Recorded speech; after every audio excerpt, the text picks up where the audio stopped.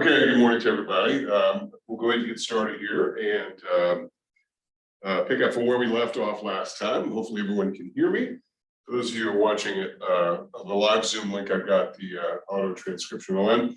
And I think I may have mentioned this before, but if you're really wanting this on the recorded version, because I don't think it comes through on the YouTube edition of it, was I uploaded to YouTube, let me know and I'll see what I can do. It could very well be that I can still capture this in Zoom and then just publish it that way. We usually don't do it as a matter of course, because only unless somebody presents us with an accommodation letter from the Disability Resource Center, but I'm more than happy to do it. And I personally like the transcriptions at the bottom of the screen. So just let me know if that's something that you prefer on the recording versions as well, because I know a lot of people are watching the recorded copies whenever you have the opportunity. So, okay, so just let me know about that. Okay, so I want to talk just real briefly about where we are and where we're going. As I mentioned in my preview note yesterday, we're coming up on the second exam of the course. And so we're sort of around the midpoint, of the course, which is about where we expect it to be. And in fact, I think I'm just going to be a little bit ahead of the game this week. It seems like we're a little bit behind the pace, particularly as the PowerPoint presentations that I've emailed you are a little bit lagging, or a little bit ahead of the. I'm a little bit ahead of the game because I'm sort of lagging in where my class presentations are with respect to the anticipated schedule. It's not a big deal really, because I'm not going to cover anything on the exam that we haven't talked about in class, and nor have covered in the syllabus itself. But we're going to sort of take a little bit of a leap forward this week, because I think we're going to get into chapter 11 probably on Thursday. So what I'm going to do today, probably the majority of the class session today, is talking about inflation, chapter 9, and it's a pretty good chapter. It's we've already sort of introduced a little bit about what it is when we talked about real versus nominal with respect to GDP, and the GDP accounting part that was back in chapter 6. And so we'll talk a bit more about inflation, particularly we'll sort of toward the end of that particular piece of discussion, we'll sort of frame the discussion in ways similar to how we did it with regard to unemployment, where with unemployment we said, okay, why do I care about unemployment if I have no fear of being unemployed? Because, fill in the blank, I'm disabled, or I'm retired, or I'm in the military, and there's no chance of layoff or anything like that. And we sort of presented the reasons why everyone should be concerned about unemployment. That is, it poses a great burden on society in general as a result of people being out of work, and also resources, productive resources also not being utilized.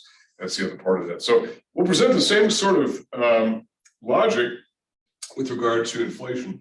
Why do I care about inflation? Particularly for somebody who may get an increase in compensation every year through Social Security. Social Security is one of the few automatic sort of increases that we can find in our society. That is, people get an increase in their compensation due to inflation. And in fact, when there was a little bit of deflation going on around 2009, they did not get it. They didn't take anything away from it, which was kind of good. But it was only a temporary phenomenon. And if we might talk a little bit more about deflation a bit later. So we'll talk about inflation from the standpoint. And I think there's a lot of reasons to care. And I probably more than unemployment, frankly, this is a more burning issue at the moment, simply because the fact that we are all, I think, aware of inflation happening globally. And what's really interesting is, for those of us who've been really interested in all time, we've pretty much treated inflation as this kind of thing. It's always sort of lurking out there, but we really haven't had much of an experience with it, at least in our economy, for the better part of 40 years. These inflation remain below 3% for the most part, but with the occasional dip and spike and all that, for about the last 40 years, which it's been a very long time. But recently, we've seen major increases in that. We'll talk about two kinds of inflation, and which is a subject we'll revisit a bit later once we have a few more tools to deal with some of those tools that we can get to in chapter 11. So we'll finish that discussion up with regard to the types of inflation. Then we'll get into a little bit of chapter 10. I don't know how far we'll get into this. I didn't send out any PowerPoint slides to you yet, mostly because as I was looking this over, I think I mentioned this to the class last week. I didn't want to get too deeply into chapter 10 because it's a pretty deep chapter in lots of ways. There's a lot of data, a lot of tables, all of which are good. I don't think, in fact, I don't think they're really all that complicated. And there's some exercises to work through, which I think is kind of good. Matt, you see that in all of the chapters. That is within the chapter itself, not at the end of the chapter. And it's pretty good, but I think I'm going to sort of stop around the point at which we talk about trade, current account deficits and surpluses and what do they mean. So I'll probably pick that up just as a fragment on Thursday. At least that's what I think. And then chapter 11 sort of begins our look at how we model a lot of what we're going to be talking about for the rest of the course. That is how do we model macro phenomena, that is phenomena which are truly macro in nature. And we'll spend most of the time on Thursday talking about that, as well as into Tuesday of next week, which I think these dates are right, 3/1, which would be Tuesday. We'll spend maybe half an hour covering the rest of that we didn't get to in chapter 11. I don't think we'll be all the way through chapter 11, frankly, and so I'll try to be very judicious about what is included in the exam based upon what I think we can get through in chapter 11. So I'm not going to I'm not going to overcommit to talking too much about chapter 11 on that Tuesday. Instead, I'd like to spend the bulk of the time on Tuesday talking about the exam, which is coming up for next Thursday. So it's the very same setup as last time, nothing different, same number of questions, 40 multiple choice questions, an hour and a half allotted if you take it on the Brightspace site. If you took it at one of the testing centers, you'll still have the same amount of time. You can also take it in class here. You might be a little bit pressed for time here because there's a class that comes in right afterwards. And for whatever reason, these guys are chomping at the bit to get in. If I open the doors, at 10 o'clock, they'd be running in instead of 10:15. Their class doesn't even start till 10:30. So that might be a little bit of a nuisance that you might want to not want to deal with, but you're free to, you're welcome to. Also, one of the things I've intended to do last time on the first exam, which I sort of did, but I did it from home, was that I'll have an open Zoom link on that exam day. And so if you do have questions about anything, just feel free to pop into the Zoom link. I'll post it just like I do ordinarily. I probably won't record it because it's not really worthwhile to record, I don't think, but you can pop in if you ask a question, hey, tell me about whatever. Then I can spend some time, and I've got all the resources here, the board and all that. I can point you out to the particular section in the text and whatever. So it'll be a good opportunity for you to cover any sort of loose ends as far as that goes. This exam will be available right after class is over. I'll just flip a switch, make it available for those who don't take it in class, and nobody did last time, I don't believe. And it'll be available through Sunday night, and I'll make this all available in the announcement, which will precede that next week. Okay, so that's the plan for where we are, and I know that a couple of people had some difficulties with viewing the graphs, and I think I'm not 100% sure why it happened, but I think I know how to prevent it from happening again. And I know there are a couple of people who got at least one person in the section who's got an outstanding issue from exam 1. So if you're watching this, get with me. I know we've been sort of exchanging emails, but let's try to get that resolved. It shouldn't be this complicated of a thing. And I think it could be something we want to bring distance learning into as well. There could be some sort of technical glitch that we want to sort of cover. So we're good. Yeah, thank you. Okay. All right. So questions for me about anything that we are doing, any direction we're going here, feel free to raise your hand or speak up. I can definitely hear you.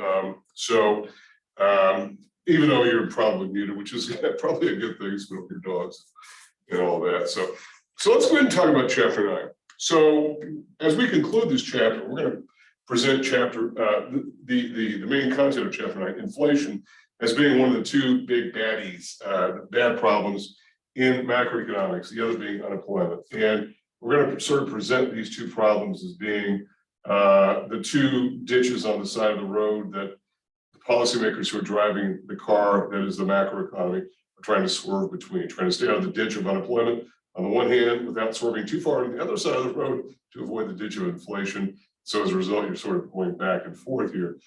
We will present this a bit more graphically in terms of something that we can, in terms of model building a bit later, because this is not something that this is not a one and done kind of thing. We'll be talking about inflation much more during the class.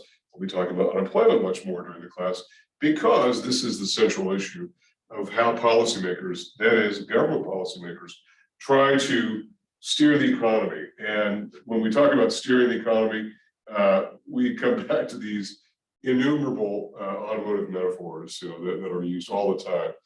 Driving in first gear, we need to step on the gas, we need to hit the brakes, all these kinds of things. And the one that is probably the most interesting is the idea of driving the car by looking in the rear view mirror. And that is, all the information that we have is historical. As I've said many times before now, we don't have some giant computer capturing everything in real time. Some of the things we can get are pretty close, like payroll data that we can get within a few days old. That's pretty good. Payroll data and things that are indicators. And I wish we had more time in this class. And your textbook actually got into this thing that we call indicators, such as leading indicators. That is, these things that we see that are going on that are laying the groundwork for future economic activity, like housing starts or like building permits. Building permits, nobody gets a building permit from their local office, whatever it is, unless they plan some sort of start of construction, housing, or some commercial structure or whatever. So we know that's a precursor, okay? But otherwise, everything is historical, including inflation. And I think this is one of the big issues that we are having right now with inflation, is the fact that we've now had inflation for several months, and it is fairly current. It's about a month old. We get inflation data once a month, and we get that from a department of the government known as the BLS, the Bureau of Labor Statistics. It's part of the Labor Department, and the Labor Department does a pretty significant job, along with the Commerce Department, I might add, at trying to gather data about prices, calling around, trying to determine, what are the prices of goods. And it's a very extensive operation. Your text also talked about something very interesting, and I tried to link over to the other night, and the website was down, but that's something called the Billion Prices Project through MIT, the econ department at MIT in Cambridge, Massachusetts. It's trying to do sort of the very thing of trying to capture all these prices in the economy just by doing the most massive amount of surveys that they possibly can, in order to arrive at what is probably the best indicator of what the heck is going on with prices. Because we'll see that we've got some regional differences, and we've got some regional differences, not just in prices of absolute prices of goods. We know, for instance, that the price of a hotel room in San Francisco is going to be higher in price than the price of a hotel room in El Paso, for instance. It's just a difference in local economy, demand, supply. There's probably a shorter supply in San Francisco, probably greater demand, different income dynamic and whatnot. Plus, San Francisco is one of the most expensive cities in the country, and so you would expect that to happen. So it's not just that, but it's also the rate of inflation.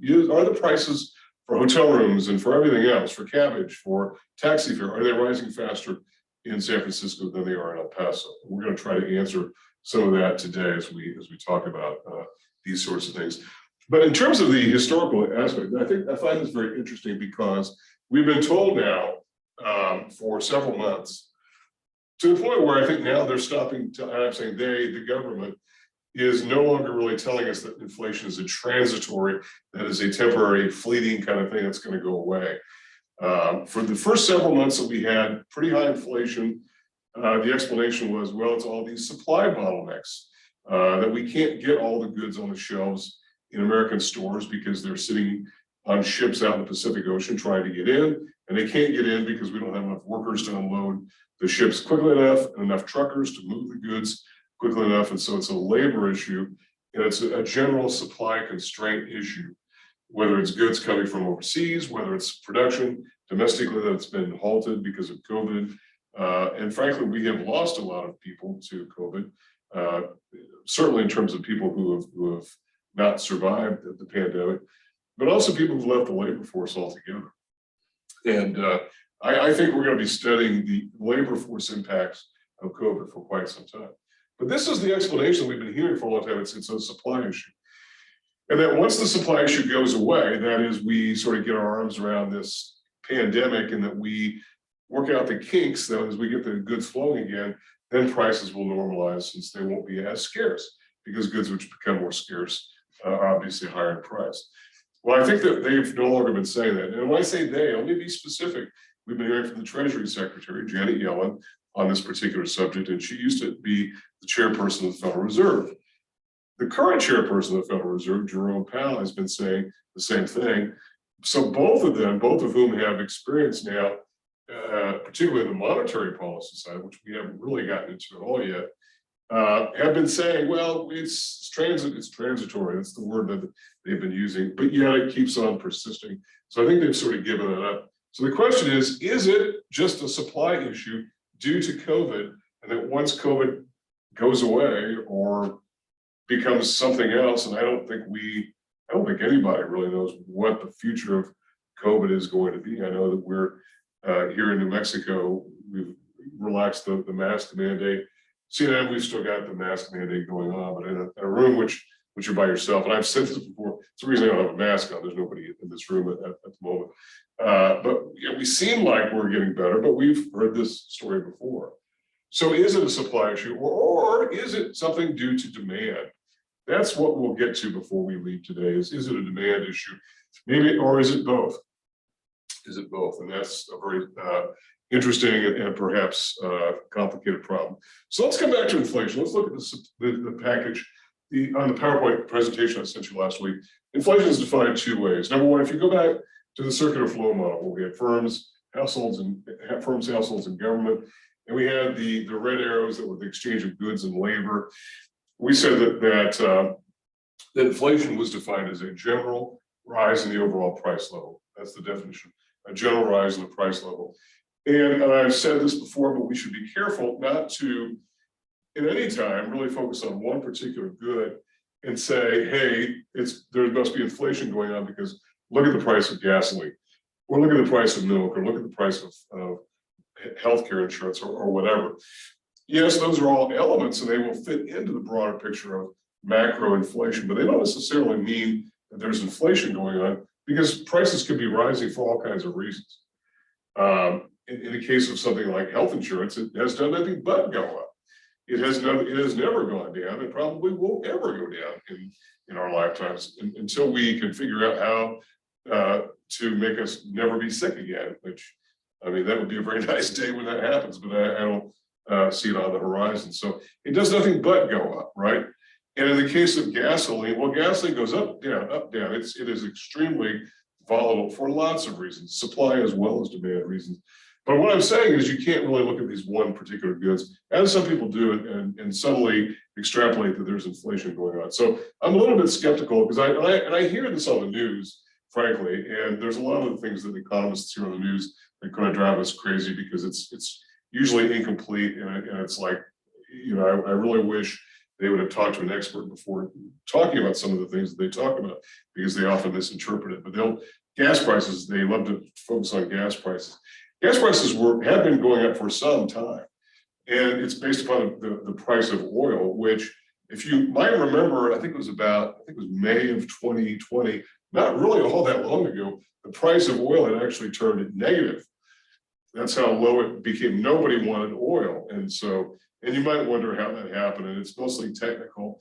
That is, if there are no buyers, there's no bid for oil at the wholesale level. The computers just keep marking the price down, and you get to this illogical negative price, which is illogical. Nobody paid somebody else to take oil off. Nobody paid somebody else and then also gave up the oil. That doesn't make any sense at all.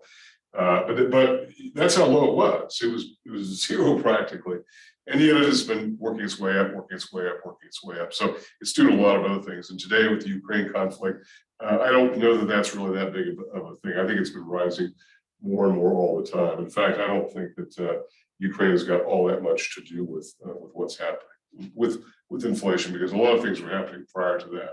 So inflation is defined in two ways. Number one, a general rise in the overall price level, not specific to any particular good. And then two, which is sort of the flip side of the same point, it's a depreciation of the value of money. Because if it takes more dollars to buy the same good next month than it did last month, then it means your money is worth less. And I don't know if you're like me, maybe you're not as weird as I am, but I always wondered why the government, when I was much younger, like a little kid, wondered why the government didn't cure the problem of poverty by simply giving everybody $1 million. If money was just pieces of paper, why didn't they just deliver in the mail $1 million in cash to everybody? And so everybody would be a millionaire and we'd all be rich and we'd all be happy. And well, obviously, if you think about why you wouldn't do that, is because it would be massive inflation. I mean, it would be the equivalent of if the president went on TV tonight and said, okay, take out your monopoly money, and that's now all good money. Well, what would happen? I mean, we would all take, our monopoly money and go buy cars and motorcycles and clothes and book vacations, and all these goods would be flying off shelves. And as a rule of thumb, if you're a seller and goods are flying away and the buyers are banging on your door and your phones are ringing, you're going to keep raising the price, raising the price, raising the price. And by the way, sellers also know that whatever their inputs are going to go up in price too. So they've got to get ahead of it. They've got to catch up with the situation as well.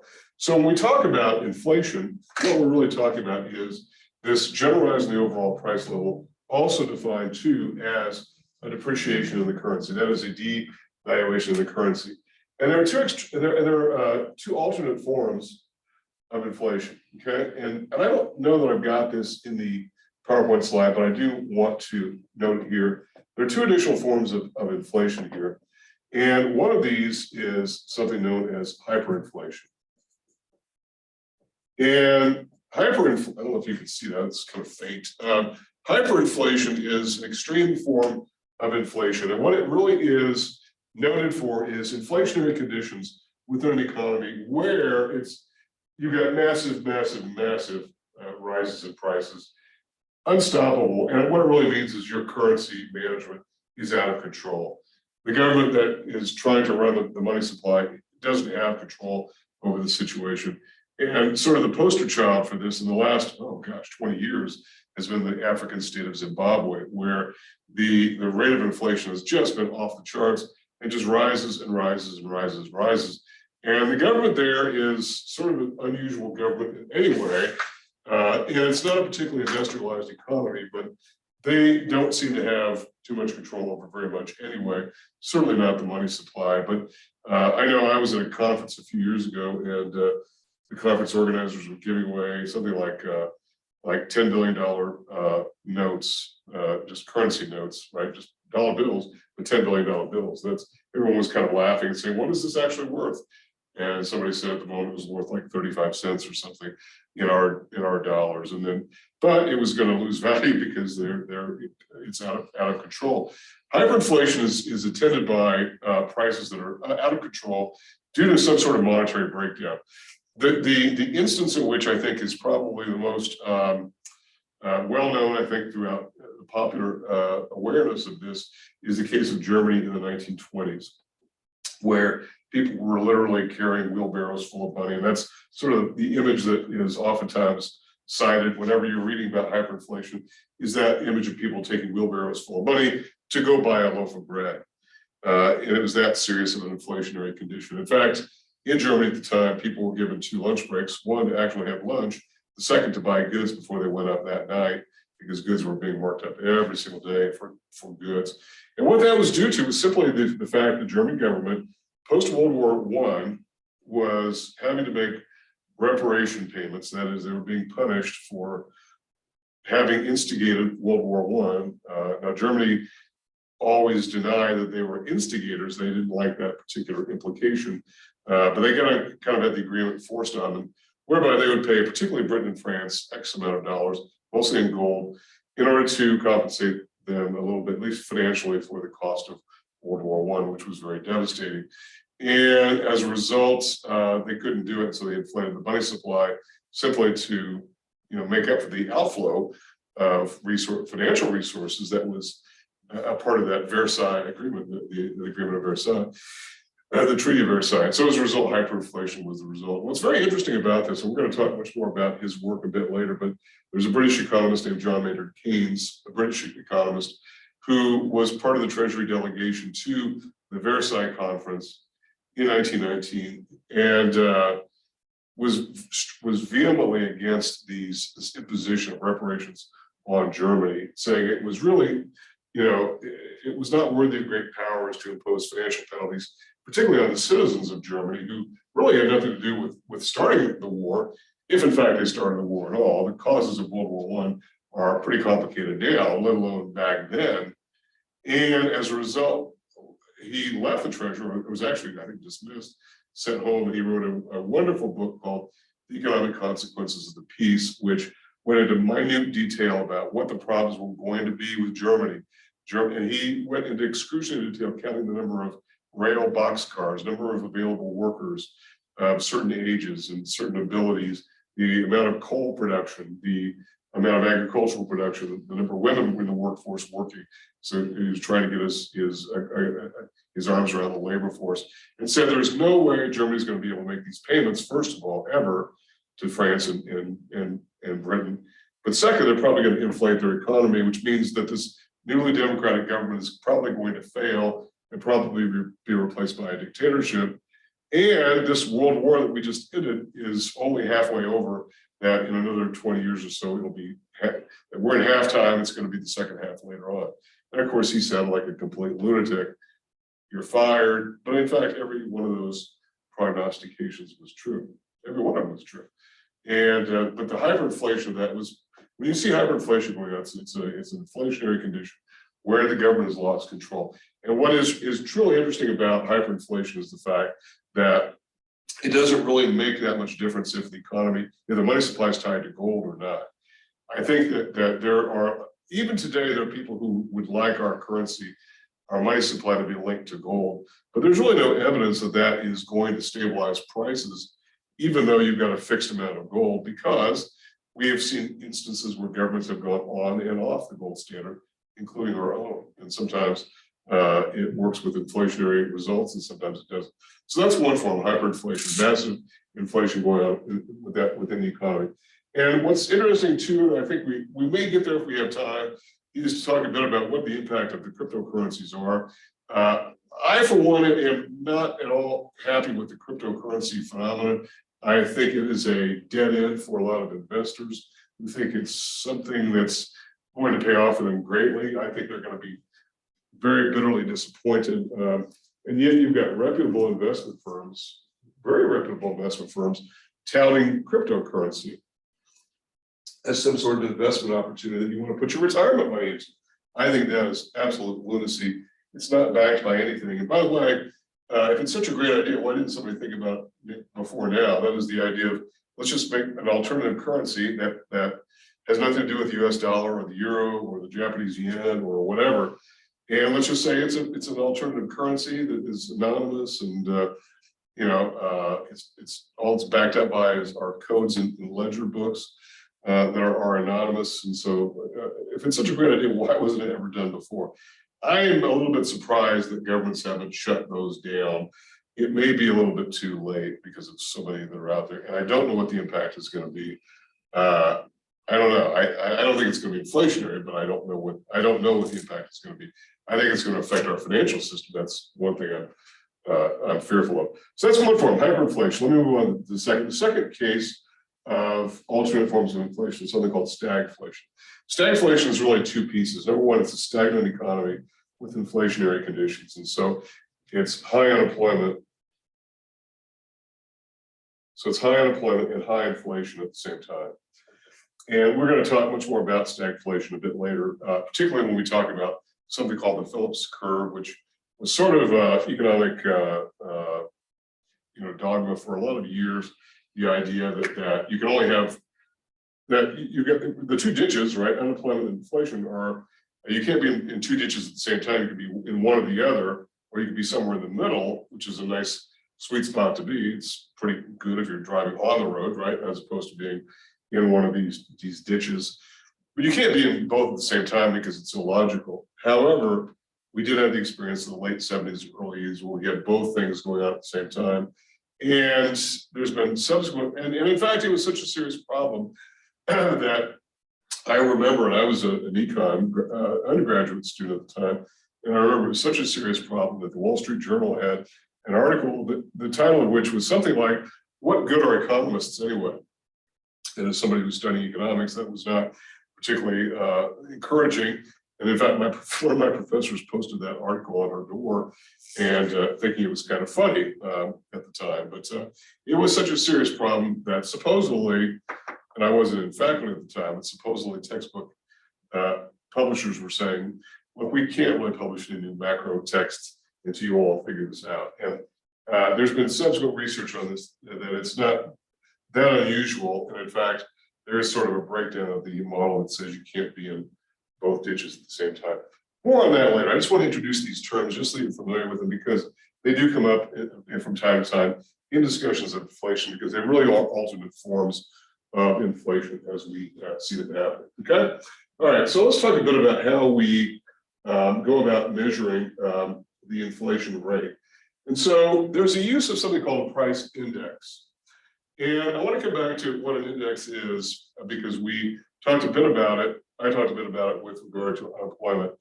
An index is simply some sort of numerical scale, let's say, that's usually set at a beginning value of 100 usually. And then from the, because so if something's identical in value year after year after year, it'll just simply stay at 100 or 100% of the same value as it was before. And if something the next year goes to 104, we say that it's 4% higher in terms of value than it was that prior year. That prior year known as some base year. And economists will sometimes adjust the base year, because you wouldn't want to use a base year that goes back to 1940 or something like that. I mean, it would be too old. The data would become too distorted. You've got apples and oranges in some cases in terms of what it is we're comparing, particularly when it comes to inflation, because what goes into the market basket? We've got goods that didn't exist in 1940 today, such as iPhones and tablets and earbuds and MRIs and jet aircraft travel and leisure space travel. I mean, we got all these kinds of things that didn't exist. So this market basket has to be updated. And the value of that market basket is set to 100. That becomes the index value. And from there, we track the prices of goods by comparing apples to apples year after year after year. And as those goods change, we sort of substitute new goods into that basket. The market basket is some hypothetical collection of goods, and that's really all that it is. And the Bureau of Labor Statistics does a pretty good job at sort of capturing those. And so there are really two main indexes, and there are a couple of others that we'll talk about. The first one is something that is known as the Consumer Price Index. And the Consumer Price Index tracks prices at the retail level. Prices at the retail level. So what goes into the Consumer Price Index and how is it calculated? Well, a lot of what's done here is that, and with the internet, it's made it a little bit easier and faster, because they can compare, the researchers at BLS can look around, shop, try to get an idea of what the prices are of things. They can also track regional differences. I talked a bit about this earlier with hotel rooms in Northern California, hotel rooms in West Texas. You get the idea, those are regional. So there are all kinds of ways that we can slice and dice it. But they're going around trying to collect all this data on prices, so they can match them up from month to month and then from year to year, so that we can get an idea of the trends in inflation. And again, it goes back to this issue that I've talked about before, is why are we doing all this? Why are we doing all this work?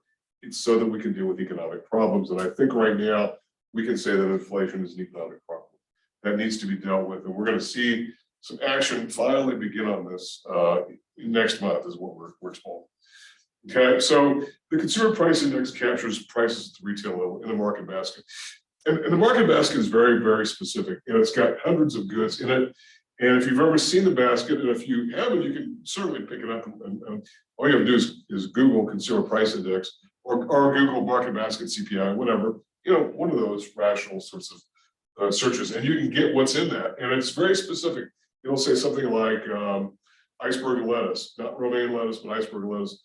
One head, no more than X ounces or whatever, or it'll have milk, 1 gallon, 2% milk fat. It'll be very, very, very specific on that regard. It'll be a loaf of bread. Loaves of bread are pretty standardized anyway, but it'll be very clear as to what's being measured there, so that they can get an idea of how to track those particular prices over time. This is the most well-known of the price indexes. I mean, I think the official term is indices. we'll just say indexes. It's the most well-known, and it tracks prices at the consumer level, so it's retail goods only. So what you're not capturing here are things like aircraft engine parts that would go into things like, well, with new aircraft or steering wheels. I mean, nobody goes to AutoZone, I don't think, and buys a steering wheel. I mean, I guess you could, but most steering wheels are made to be original equipment on vehicles. I mean, I know you can buy a steering wheel, but I mean, it's just not done very much. But you get the idea that those would be intermediate goods, and so that would not go into the consumer price index. The price of the car would be, though, and that car would be very specific. It would be, you know, a 4-door car, you know, whatever X amount of panels, right? That sort of thing. And it would be captured within that price index. And it's very specific, and it's published once a month. And so it's available. And usually what happens is it tends to move financial markets. We're going to talk a bit about financial markets today, a bit later, when we start talking about some of the content from chapter 10. And then we'll come back to it a bit later when we get into the banking piece. But it does have the tendency to move those markets because it's an important indicator of what's going on in the economy, of what's happening with prices. And so it's an important thing. So the CPI deals with that. Also, it's used to set the increases to what are called cost of living adjustments.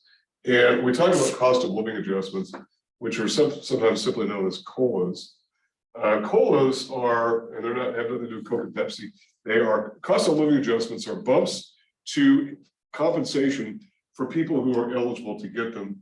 And it's usually Social Security recipients who get that, whether it's retirement or disability or survivors benefits. They usually get a bump based upon the inflation rate of the prior year. So it lags by a year. They don't adjust it every month, even though the inflation data do come out once a month. But the cost of living adjustment comes about as a result of the inflation rate. But not everyone gets it. Not everybody gets it. I'm going to talk a bit about the problems with inflation generally, because in fact, most people do not get a cost of living adjustment per se. That is an official bump to their increase in compensation to make them whole from inflation. Social Security recipients do. Some federal pensioners do. I think military retirees do, but not really anybody else. Certainly not wage earners, wage and salary earners. They really don't. And you might say, well, hey, I get a raise every year at work, and it's like, you may very well. But when you do, it's usually not presented to you as a cost of living adjustment. It's usually presented as some sort of merit increase as a way to keep people motivated. And it's usually reflective of their performance, particularly if your employer does some kind of annual review, which a lot of employers do. Some don't, but a lot of the bigger ones do. But they're very loath to call it a cost of living adjustment because they don't want to give automatic increases in pay to people who may not be performing up to snuff. And so it gives them that out, you know. And having been on the management side of the employer equation for a lot of years, I do know how that works. And that is, they're not automatic at all, these pay increases. Sometimes they'll bump pay simply because they have to, because workers are leaving if they're not getting pay increases. And we'll get to that a bit here in a second.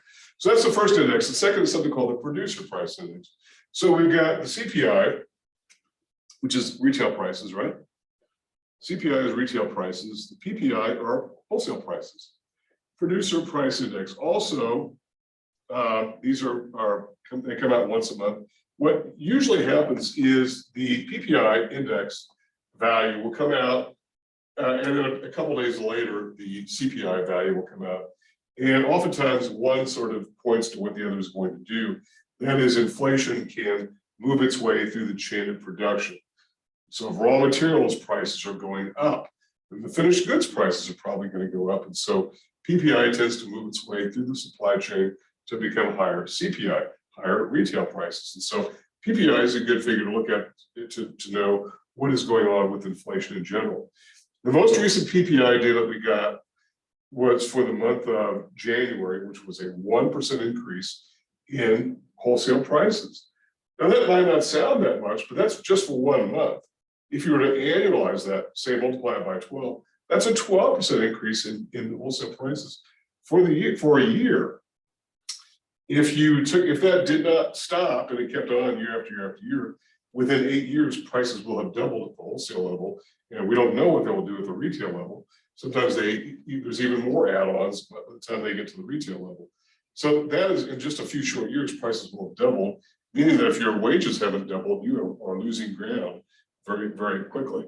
So that number is very, very hot. Now, when we talk about what the government is doing, I think the government is way behind the curve on this because they've not acted on these inflation numbers, instead insisting these are supply side issues. A lot of economists are sort of pushing back on this by saying, look, inflation is not temporary, it's a thing. It's here, it's probably here to stay. You have got to do something about it. And the who is not President Biden, it's not the US Congress, it's our Federal Reserve. And I know that we haven't talked really very much at all about the Federal Reserve, but it's the Federal Reserve System that is really charged with dealing with it. It's in their mandate in the Federal Reserve Act, which created that agency in the first place, to create stable prices. Economic growth and stable prices is their main mandate. It's called the dual mandate. Growth on the one hand, that is to avoid unemployment, and stable prices, low inflation on the other. Are they contradictory? Yeah, but they have done historically a pretty good job. But I think prices are getting to the point where they really got to deal with it. But here's the thing. I think they're behind it because we've known that inflation has been a problem for a while. And maybe I'm a bit injecting some of my own views here a little bit, but I'm not alone at all. And I do think it's important at least to just get this out here. But the Fed was going the opposite direction as prices were rising. That is, they're pumping more money into the economy. And one definition of inflation, just sort of an informal definition, is too much money chasing too few goods.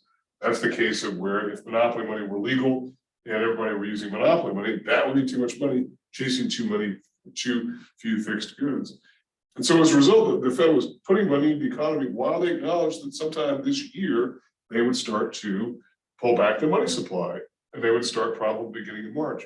But this was months ago that they first said this. They said they were going to keep up injecting money into the economy, and then they were going to reverse course at some point in the future. And it reminds me a little bit of somebody who goes to the doctor in, say, around Halloween, and the doctor says, you've really got to lose weight, because you're out of shape, you've got to lose 20 pounds.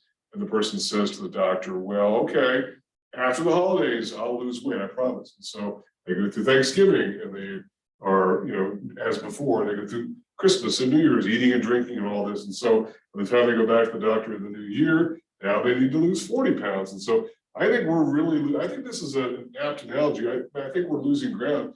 I don't think the evidence is on the Fed's side. I think the Fed knows it, and which is why I think we're going to see a greater number of interest rate increases, which is a way to pull back the money supply. As we'll get into this a bit more when talking about how that interest rate mechanism works, but people can't borrow money when rates go up because they don't qualify, or it's too expensive, or it's simply prohibitive from a cost standpoint. So the Fed is probably going to have to move faster now than what they anticipated, and they've sort of signaled that. But it's something I did not think I would see from the Federal Reserve, because throughout all of my time in banking and throughout most of my time as an economics faculty member, the Fed has always leaned very hard toward trying to stop inflation, trying to squeeze it and smother it before it had a chance to sort of ignite. And this Federal Reserve has not really done that. And I think it's to the detriment of all of us, and we're going to talk about that in a minute. So anyway, I tend not to want to philosophize and give my own particular point of view, but I just think this is staring us in the face, and I don't think it's going to go away anytime soon. And I just don't. And if you talk to me in 6 months, I think we'll still be talking about this, because I think we will still be behind the curve. And then there are actually a couple of other price indexes. The one that I've got in the PowerPoint slide is something called the GDP Deflator, which is really trying to track it's got a couple of virtues in the sense that it tries to capture more goods than what are simply captured in the consumer price index. The consumer price index has a fixed amount in the market basket. And so if it's romaine lettuce that's rising in price or falling in price, then it doesn't really capture that because it's only focused on iceberg lettuce, right? So the GDP deflator is trying to grab all of that. Plus it's focused on production domestically. GDP, the D in GDP is domestic production. So whereas CPI will include imported goods, the GDP deflator which is formally known as the implicit price deflator. In case you were trying to say what, if you're trying to Google that for some reason, the implicit price deflator will take out imports. The reason why is because a lot of importing, sometimes we import inflation, and we certainly did in the 1970s when oil prices were rising. We were importing inflation because of these massive imports of oil. And so as a result, inflation got going among a lot of other causes, but one of them was importing inflation from elsewhere, okay? So I think that's an important thing to talk about. There's one other called the Pce Deflator, which deals only with consumer prices. Remember when we talked about the expenditures approach to GDP, that Y equals C plus I plus G plus net exports. That C is consumption, which is formally known as PCE, personal consumption expenditures. There's an index just for consumer goods. That is those three categories of consumer spending that are tracked in that particular index. That is durable goods, non-durable goods, and services. So this would not include things like machine tools or 18-wheelers or cranes or office buildings or aircraft carriers. It would only be goods purchased by consumers. And that tends to be the index that our current Federal Reserve uses. Well, it's the rumor, at least, that they tend to prefer using. This is the second Fed chairman in a row who is said to favor that, okay?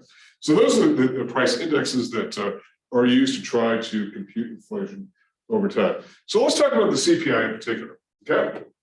So there have been some criticisms of the CPI, and there have been efforts to try to, I guess, change the reliance, particularly the federal government's reliance upon CPI as being an all-encompassing metric of price changes, particularly because of the fact that Social Security and increases in Social Security compensation are pegged to it. And so what are some of the criticisms of the CPI, and are there things that we can do about it? The first one is that it's an urban market basket. Now, this is significant. So let's talk about what this means by an urban market basket. First of all, the very goods that would go into an urban market basket, that is somebody who lives in a city, would be different than the goods which are purchased by somebody who lives in a small town or in a rural area. So for instance, if you're tracking an urban market basket, you would include things like garage parking and subway fare and taxi fare and restaurant dining. And restaurant dining is much, much more expensive in urban areas than it is in small towns and rural areas. But the very mix of goods is different. Taxis and subways certainly are not found in very much in small towns, and not at all when it comes to subways. So those particular goods are different. Also things like housing. If you look at the cost of housing, like apartments in some of the more expensive cities in the country, it is very, very expensive relative to some of the rural areas. And what is very interesting is the fact that we have seen an exodus of people from some of the bigger cities like New York and San Francisco, the two most expensive cities in the country.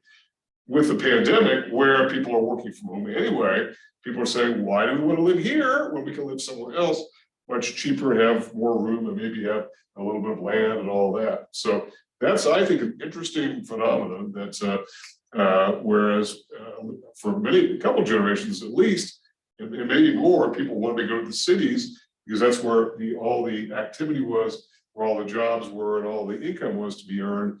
But maybe that's not the case so much anymore, particularly if it's a standard of living issue.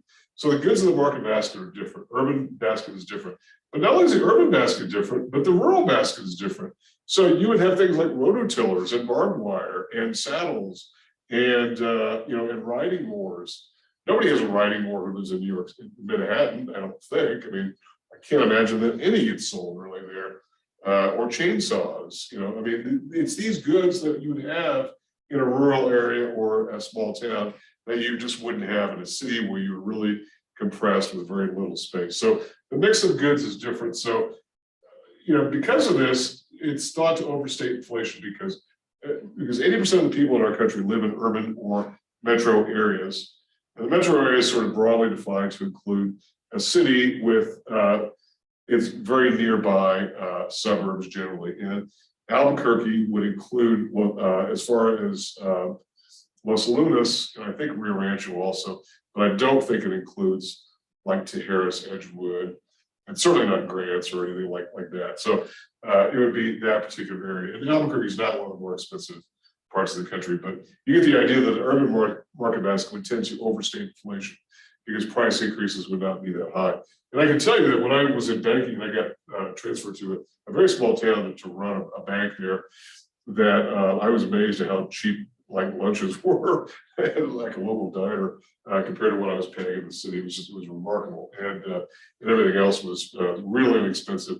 And I thought at the time about maybe getting an apartment there, just simply because it was so much cheaper. So the mix of goods is different, and because 80% of the people live here, we tend to use the urban market basket. So it's not to overstate inflation, and I think the overstating of inflation is really the one that sort of works its way throughout all of these. It also does not account for the substitution effect. This is important. So we've talked a bit about substitutes before, and that is the idea that in the market basket, if we're capturing something like sugar, okay, for retail consumption, and the price of sugar has gone up by 10%, 20%, whatever, well, that would assume that people are fixed and locked into that market basket, and they have no choices but to buy that particular good.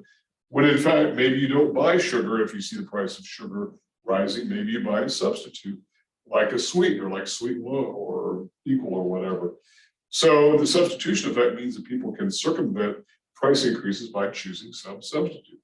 So if taxi fare is rising in New York City, maybe you call it Uber, and Uber has made its way in, across all the urban areas simply because it's a cheaper alternative. And I would suspect that when Uber and Lyft first came out, that we weren't capturing the prices of those particular outputs simply because they're new, and that kind of leads us to a different thing here in a minute. And that is the introduction of new goods, and that is when new goods come along, we don't always capture those within the market basket.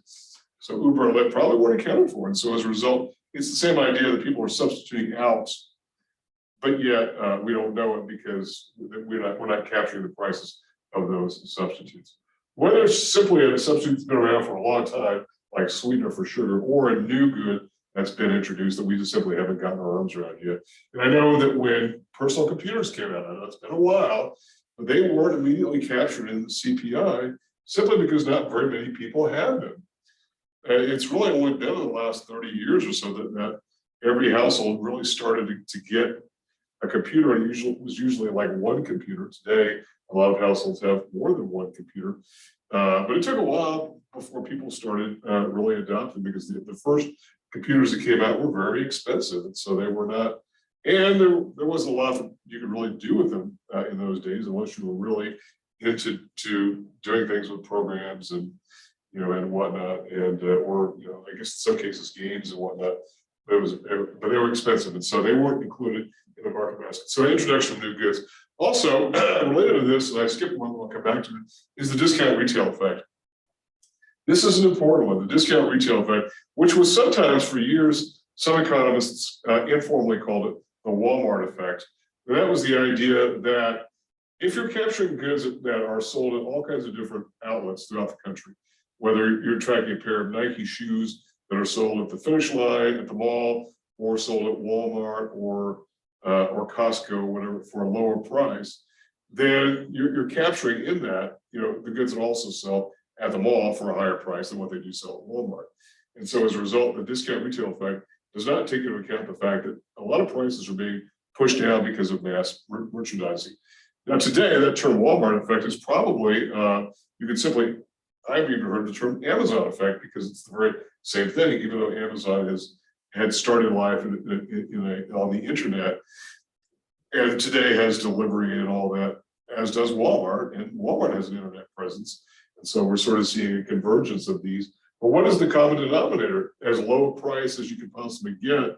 And in fact, within Amazon, you've got lots and lots of choices to buy certain things. And you may have to wait a bit to get them, but you've got choices. So this idea of the discount retail effect is are we overstating prices when we capture the most expensive goods that are identical to those that sell cheaper elsewhere? And in fact, the discount retail effect is pushing prices down throughout the economy. It's one explanation for why inflation has been relatively tame throughout the last 30 years or so, is because of the fact that There are more goods available through more discount type retail operations. And I would dare say that probably everybody here has been to Walmart sometime fairly recently.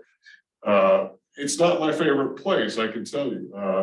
I really, I'll go to the one in Carlisle, and I usually get hit up about 3 times by somebody wanting money from me. I don't know why that is sort of tolerated at Walmart, where a lot of businesses, don't. I mean, a lot of people don't like strangers coming up to them. I'm one of them, right? But I go to Walmart nonetheless, and I kind of put up with it. I'm not necessarily afraid, but I can see my wife does not want to go to that store at all. She will not go to that, but she'll go to the one in the South Valley, which is which she considers to be much safer. But it's the whole experience of just, it's gigantic. It takes forever to get from one part of the store to another. Sometimes the lines are long. But if I have something I really want to buy there and I know that I can get it for a good price, I'll go to Walmart. And so most of us will do. And it's not just Walmart, but it's Amazon, it's all the discount retailers. And to the point where now I think there is a lot of concern that a lot of brick and mortar retailers may not survive in the long run. We have certainly seen the demise of some of these. Kmart is gone, Sears is gone, JCPenney is essentially gone. So that could be where we're sort of heading. And then also the finite number of goods in the basket. That is the idea that all of these are sort of tied in with one another, and that they all have sort of connections to the other. If you're only talking about the goods in the basket, then you're not talking about other goods which might be available. And so as a result, it does include substitutions and also doesn't include new goods. And we are sort of stuck with those particular goods for the time being, at least, until the basket gets adjusted. And again, this introduction of new goods issue is important because it takes a while for some to know that a good really is something worth tracking. I think for a long time, iPods were fairly new, and I think a lot of people didn't know if it was just going to be a flash in the pan. It was going to be a fad, and the same really went with iPads and Kindles, whether they'd be a real thing. And it turns out that they are. Okay, I'll try to get to chapter 10 here, but if I don't, it's no big sin because I don't have a whole lot to cover on that. I will get to chapter 11 next time, just as an introductory bit. But let's talk about the problems of inflation, and that is, why do we care about inflation, and particularly if we think that it doesn't really impact us. And I think that's a much more tenuous thing to argue if you're an ordinary person, that unemployment doesn't affect me. I can see where somebody who's independently wealthy or retired or whatever, who says, I don't care about unemployment, and we try to make the case that that person should, but any person really should care about inflation, whether or not you think it means anything to you or not, because almost none of us are off the grid. We are all on the grid and we're a part of it, whether we like it or not. So here, what are some of the problems that we should be talking about? Number one, and this is a very difficult, and it's really a policy issue, is it creates what are known as inflationary expectations. And that is this whole idea of a self-fulfilling prophecy that gets built into the situation. This is very, very difficult. This is one of the things that some economists are very concerned about at the moment, where we have higher prices, is the idea that we're going to sort of bake in to our awareness and to our behavior, more importantly, the fact that we've got expectations of higher prices. So it's going to inform our decisions as to what we do in terms of hiring workers. And if I'm a worker, do I want to hold out for a higher wage because of the inflationary expectation? And as a result, I get those higher wages. In fact, if every worker decided they're going to hold out for higher wages, I think wages would probably have to go up. That tends not to be the behavior of workers who don't really band together. And I'm not even talking about unionization, but I'm saying if workers expect higher wages, they'll probably get higher wages because of that expectation. Now, that doesn't sound like a bad thing, but it could translate to higher prices in general, because higher input costs do translate on occasion to higher prices. And I think we're definitely seeing that now in certain areas like the restaurant industry, et cetera, for those workers and those establishments that have been around. So inflationary expectations are built into the system. And that is also the fact that price increases go up. Firms will raise their prices proactively. This, I think there's a lot of evidence for. I think we've seen lots of firms raise prices and raise prices all at once. And I know I saw a news thing on CBS News last night about how egg prices went up 8% in one day.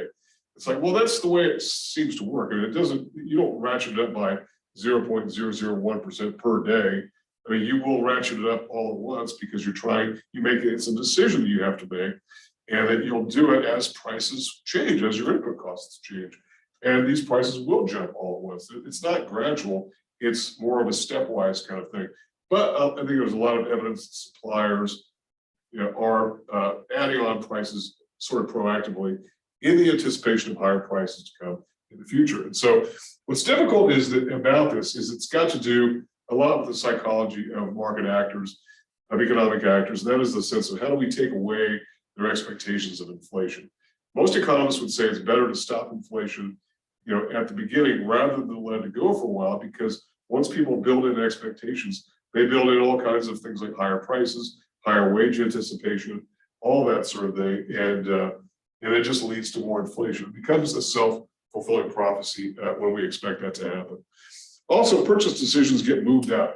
That is, they're accelerated. And the reason why is very simple. If I am planning to buy a car and I see car prices do nothing but go up, I'm going to buy now rather than wait a year, because if I wait a year, it's only going to be more expensive. And it's whatever the good in question is. If I want to buy new furniture or take a trip, I know these are all sort of maybe bigger ticket items, but that's certainly the case with bigger ticket items, particularly if those have got to be financed. And it might make sense even to borrow the money if I want to buy a new car now or buy furniture or whatever, rather than wait a year and pay more for it, right? So I want to move those things up. But in so doing, isn't that a contributor to this whole notion of too many goods, too many dollars chasing too few goods?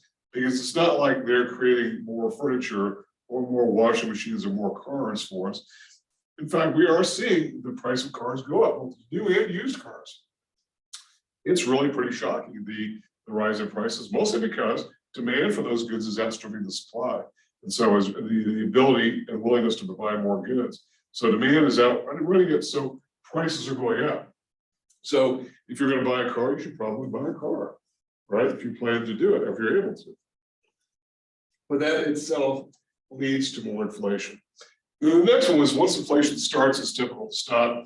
One of the reasons it's difficult to stop is because the way to do it traditionally has been to, by the Monetary Policy Authority, our Federal Reserve, and we will talk much more about them a bit later. The way to do it is usually to raise interest rates to make borrowing more expensive. So if you had the bright idea that, hey, I'm going to buy a car this year rather than wait because it's going to go up in price, well, if the Federal Reserve raises interest rates, then maybe I won't, because it's going to be more expensive to do that. That's the desired effect, to stop that unwanted demand that pushes prices up, because it's pulling away the available supply, which is not able to catch up with that rising demand. So that is part and parcel of what happens. But by raising interest rates, it slows the economy down, because why? People who are going to buy new cars aren't buying cars. And so as a result, if you're not going to buy a car, somebody's not going to make a car. And it's going to work its way backwards through the supply chain. So it's difficult medicine, which is why it was a fairly genius idea to create an independent body to do those kinds of decisions, because elected officials would never get around to doing something like that. That is, raising interest rates and throwing the economy into a recession. And by the way, if the Federal Reserve acts as decisively on the inflationary conditions that allowed us to think that they should, we could probably expect an inflation, or a recession, sometime probably within a year, once they start, and maybe not quite a year, but maybe a year and a half, because the evidence is overwhelming that every time the Fed has raised rates, the Federal Reserve has raised rates since the Great Depression, we've had a recession. We ended up with that because it slows the economy down. Not a full-blown depression, not massive layoffs and whatnot necessarily. Some of the recessions are very short and shallow. 2001, 2002 was pretty short and shallow. It was not as painful as others, like 1991. It was pretty bad. But I think we'll find that will probably happen. It's a way to deal with inflation. So it's difficult to stop, and it requires some hard medicine in order to do that. And this is why we have an independent body who will do it. Also, the next topic here is incomes don't often keep up with prices, and when they do, it's half the fact. This is a really, really important situation here, okay? So think about this. Let's say that we had an inflation rate that was about 10%, which is not too much. I mean, you know, in years past, I would say that's a lunatic example, but it's not. I mean, right now we're running about 6.5%, 7%, 7+. So let's say it goes to 10% annually, and let's say that you are fortunate enough to get a cost of living adjustment, right? Well, even if you do get that, you've still got to pay the higher prices for however long until you get that increase in pay. It's retroactive. It's after the fact, and it's not retroactive. Nobody goes back and says, "Oh, because you got to pay more for electricity and clothing and car insurance and gasoline, we're going to make you whole on that." It doesn't work that way. Nor are you able as a worker to raise your wage with inflation. Just because inflation data comes out once per month, like if you had gone to your employer with the latest inflation data and said, "Hey, prices went up by 1% last month, and so therefore I should get a 1% increase in pay to compensate me for the loss of purchasing power that the wage you're paying me means for my household." Well, what's going to happen? That your boss is not going to give you a 1% increase in pay because you'll be back next month and the next month and the next month. And it just doesn't work that way. I mean, it just doesn't. And in fact, you probably would be considered something of a Looney Tune if you did do that, quite frankly. I mean, it just isn't done. But meantime, you've got to suffer through the rise in costs until you get a raise. If you get a raise, and if you never get a raise, your wages will not catch up with rising prices. And by the way, I know that when I was a commercial lender, when I was in banking, we had a firm that just never raised any wage above the minimum wage. All of their workers were minimum wage workers. And it was an area with high unemployment, and people took the jobs, and they were pretty low skilled jobs, but still, I mean, I think minimum wage at the time was 3 something, and they hadn't raised the wage in years and years. And those workers were absolutely living in just deplorable conditions. They weren't getting better, they were getting worse, because even though inflation at that time was fairly muted, it wasn't zero, it was positive. And so every year that goes on and you don't get an increase in pay, you're falling behind in purchasing power. And even if you do get an increase, it's usually after the fact. Okay? And sometimes you don't get a raise at all. And in fact, I have worked for employers who've moved before who have not given raises at all on an annual basis. And it does happen. And so as a result, every year that inflation goes by, you as the worker lose purchasing power. And so that is a problem. That is a serious problem. And by the way, I just like when I said that most people would have a more difficult time arguing that inflation doesn't impact them, as opposed to those who argue that unemployment doesn't impact them.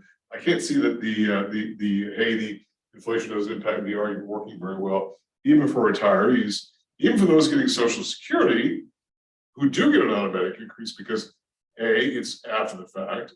You've got to finance the higher costs before you get that increase, but also it's not usually the majority of your income. And if you're getting things like interest income and whatnot, then that's not going up necessarily with the rise in prices. And so a lot of people lose when that happens.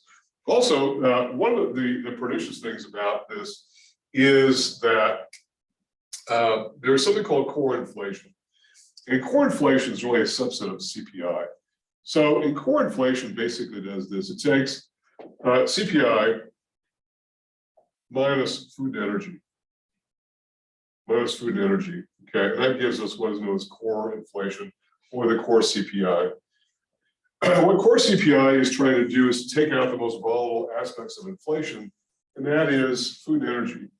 Now, here's the problem with that, with core inflation, because it's sort of controversial, the very idea of quoting the core inflation, because I know that we used to have an econ show on TV called the Kudlow Report, where Larry Kudlow would say, "What? People don't eat and drive their car, so why would you even quote something like core inflation?" In his mind, it was simply a way to make the inflation picture look a little rosier, because these two things are the most volatile in terms of price. But unfortunately, why that's a problem is because they're necessities. Everybody's got to buy food and energy both, and so even if you don't drive a car, you're still paying for electricity and or gas for your home, and so as a result, yeah, you're going to be impacted by that. And so those are very volatile, and because of that, we're all sort of along for the ride. when it comes to core inflation or the non-core inflation, which does include the food and energy. It also rewards borrowers over savers.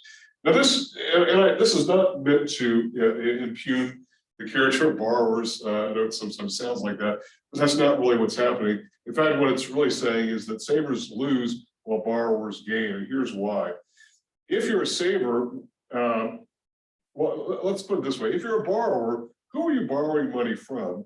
You're borrowing money from savers, from someone else's savings. Now, not directly, because you're not going to some saver and saying, "Can I borrow $10,000 to buy a car?" You're usually going to an intermediary like a bank, right, or a mortgage company or whatever. But those borrowings are funded by other people's savings, and so as a result of this, if prices are rising, then it makes sense to go borrow and borrow and borrow and borrow. And by the way, to borrow as long as you possibly can, because if inflation is out there, and it's always out there, it's just that sometimes it's higher than others, you're repaying with cheaper dollars over time.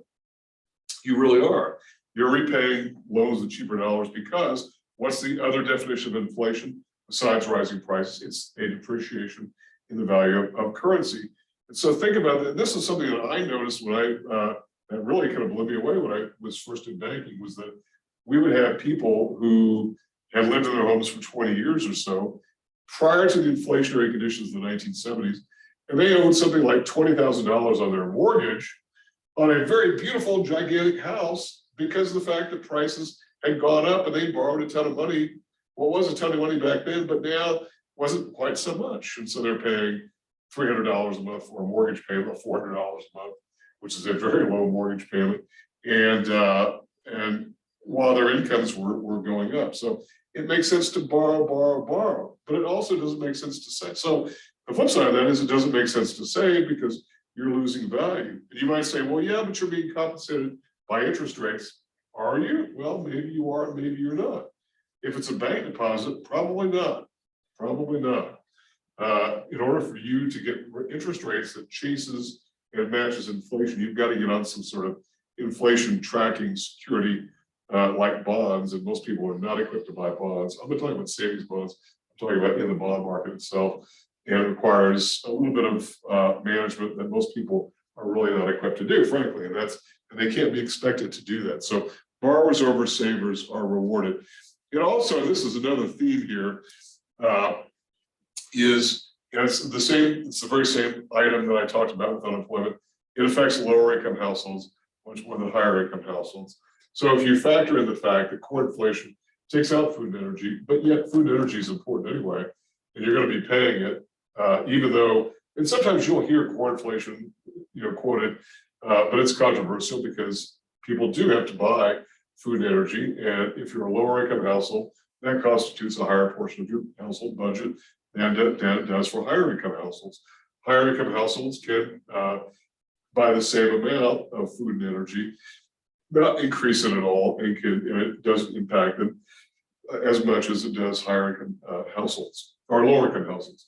Lower income households. In fact, this is a common theme everywhere in economics, is that whatever the economic problem is, it does seem that lower income households are affected much more adversely than our higher income households.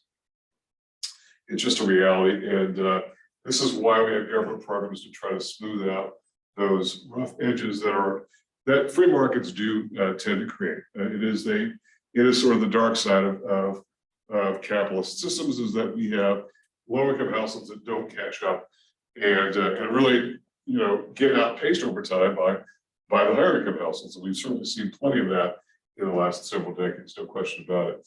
And then the final topic here is it dilutes the value of all fixed contracts held over time.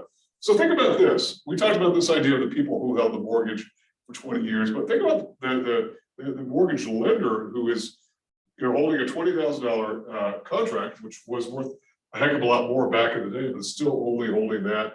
It has gone down over time. That is, if you're a lender, that becomes an asset to you. That's going, and it goes down over time. So anything you hold as an asset gets diluted. And one big important one, I'm running out of time, is something like insurance, life insurance in particular. And I know that when my parents first got married in the 1950s, I think my dad took out $10,000 of life insurance on my mom. At the time, that was probably more than adequate to pay for so-called final expenses and whatnot. But he had that policy. It was a whole life policy that I think I kept on paying until my mom passed. That was another 40 years after they got married, and almost 50 years actually. But that was $10,000 is not worth much today, and it was not enough to pay for her funeral, but that was the amount of the contract.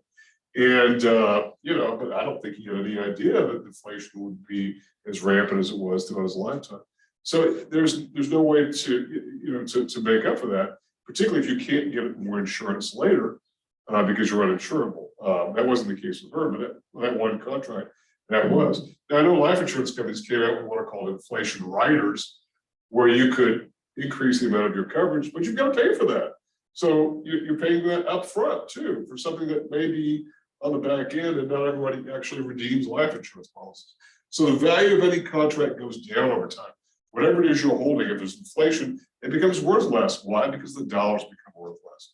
So I know that from an investment perspective, if you're holding retirement funds, those retirement dollars go down over time simply because of the fact that the dollar itself is losing value. Okay, so when we come back next time, we will finish up. I think that's pretty much all that I really wanted to get into, with the exception of the two forms of inflation, which I will get to on Thursday. And then I'll talk a bit about chapter 10. And I've only got probably maybe half an hour to talk about that. But I do want to talk about the issue of how we account for these surpluses and deficits, because we opened the door about halfway to that with our discussion of the expenditures approach. And I want to sort of close that loop, but I won't get into everything there. And I do want to introduce a little bit of the material from chapter 11, knowing that we won't get through it all the way before the second exam. Okay, so questions for me about anything at all? You may have heard the door open. I'm telling you, this group, they can't wait to come in for whatever reason. They're eager to learn, I guess. So, okay, feel free to get with me if you have questions, and I will see you next time.